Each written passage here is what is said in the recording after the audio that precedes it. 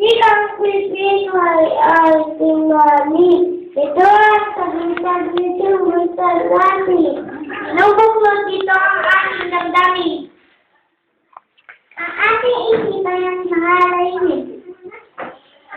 Wikang Pilipino ay matutulat.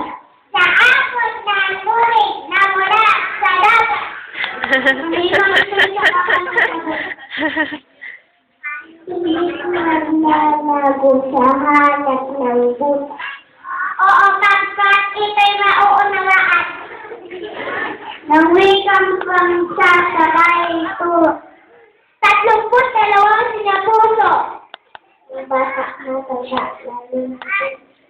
Napasok na ito'y maraming narangan. Ay nangagawain na pampaaralan. Aksyon sa bayan ng bayan. Nakapangalaw ang balisigan. Ikang Pilipino, dapat ipagtanggap. Lalo't inisipin di tayo ginugugan. Dapat umitin ulat ko. Maraming hirap sa lapit panahon ng pamalaan at ng masa ngayon.